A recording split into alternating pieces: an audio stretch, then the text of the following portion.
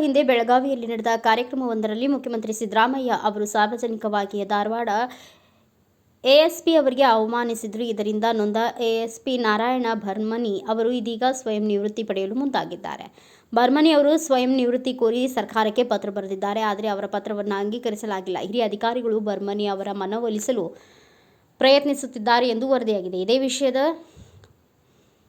ವರ್ಷದಂದು ಏಪ್ರಿಲ್ನಲ್ಲಿ ಬೆಳಗಾವಿಯಲ್ಲಿ ಕಾಂಗ್ರೆಸ್ ಸಮಾವೇಶ ಆಯೋಜಿಸಿತ್ತು. ಕಾರ್ಯಕ್ರಮದಲ್ಲಿ ಮುಖ್ಯಮಂತ್ರಿ ಸಿದ್ದರಾಮಯ್ಯ ಭಾಷಣ ಮಾಡುವ ವೇಳೆ ಬಿಜೆಪಿ ಕಾರ್ಯಕರ್ತರು ವೇದಿಕೆಯತ್ತ ನುಗ್ಗಿ ಕಪ್ಪು ಬಾವುಟ ಪ್ರದರ್ಶಿಸಿ ಪ್ರತಿಭಟನೆ ನಡೆಸಿದರು. ಘಟನೆಯಿಂದ ಆಕ್ರೋಶಗೊಂಡ ಸಿದ್ದರಾಮಯ್ಯ, ಯಾರಿಲ್ಲಿ ಎಸ್ಪಿ, ಬಾರಯ್ಯ ಇಲ್ಲಿ ಎಂದು ವೇದಿಕೆ ಮೇಲೆ ಕರೆದು ಧಾರವಾಡ ಎಎಸ್ಪಿ ನಾರಾಯಣ ಭರ್ಮನಿ ಅವರತ್ತ ಹೊಡೆಯುವ ರೀತಿಯಲ್ಲಿ ಕೈ ಎತ್ತಿದ್ರು. ಸಿದ್ದರಾಮಯ್ಯನವರ ನಡೆಗೆ ಭಾರೀ ಆಕ್ರೋಶ ವ್ಯಕ್ತವಾಗಿತ್ತು. ಸೇವೆಯಲ್ಲಿ ಇರುವ ಅಧಿಕಾರಿಯನ್ನ ಆಳುವವರು ಅವಮಾನಿಸುವುದು, ಅವಹೇಳನ ಮಾಡುವುದು ತರವಲ್ಲ ಎಂದು ಆಕ್ರೋಶ ವ್ಯಕ್ತವಾಗಿತ್ತು.